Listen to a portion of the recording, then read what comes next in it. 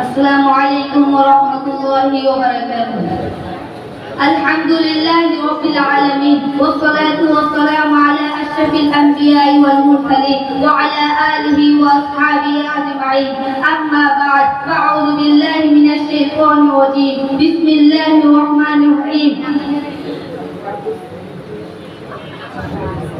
من حج لله فلم يرفث ولم يفسق رجع قوم ولدته أمه أو كما قال عليه الصلاة والسلام.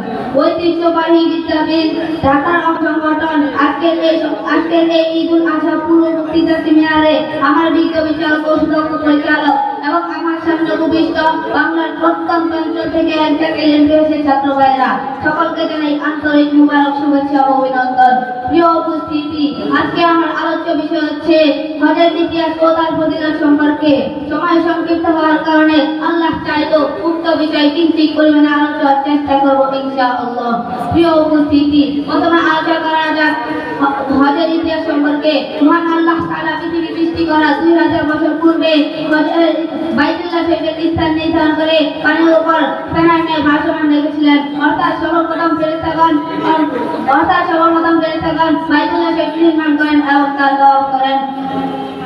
হযরত ইমাম বাইহাকী রাহিমাহুল্লাহ তাআলা আনহু বলেন, একটি হাদিস বর্ণিত রয়েছে আল্লাহ তাআলা হযরত জিবরাইল আলাইহিস সালামকে পাঠিয়ে হযরত আদম আলাইহিস সালামকে বাইতুল্লাহ শরীফ নির্মাণ করার আদেশ করেন এবং আল্লাহ তাআলার হুকুম অনুযায়ী হযরত আদম আলাইহিস সালাম বাইতুল্লাহ শরীফ নির্মাণ করেন এবং তাওয়াফ করেন। অতঃপর আল্লাহ তাআলা বলেন, হাত্তা আউয়ালুন নাসি ওয়া হাযা আউয়ালুল বাইতি উদিয়াল ইনসান।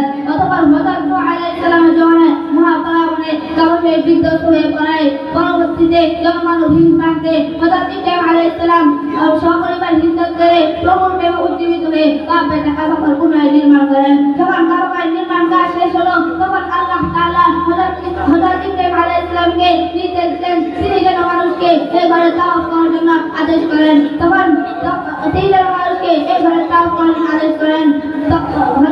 হযরত ইমাম কাসির রাহিমাহুল্লাহ তাআলা আনহু বলেন, হযরত ইমাম কাসির রাহিমাহুল্লাহ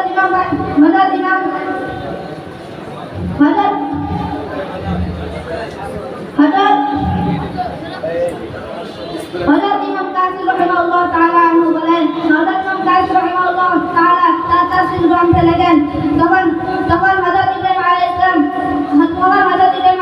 আল্লাহ তাআলার কাছে বললেন, হে প্রভু, আমি মানুষকে আহ্বান কিভাবে জানাবো? আমার আওয়াজ তাদের কাছে পৌঁছবে না। তখন আল্লাহ তাআলা হযরত ইব্রাহিম আলাইহিস সালামকে বললেন, আপনি শুধু আহ্বান করুন, পৌঁছাবার দায়িত্ব আমার। তখন হযরত ইব্রাহিম আলাইহিস সালাম আবু কুবাইস পাহাড়ে চড়ে হযরত দাউদ লাগলেন وأذن بالناس بالحج يأتوك رجالا وعلى كل ضامر يأتين من كل فج عميق।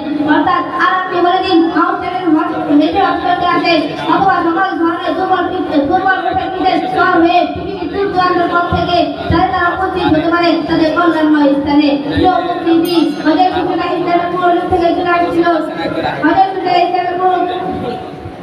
প্রিয় উপস্থিতি, এবার আলোচনা করা হজের ফজিলত সম্পর্কে। মহান আল্লাহ তাআলা ইরশাদ করেন, মহান আল্লাহ তাআলা ইরশাদ করেন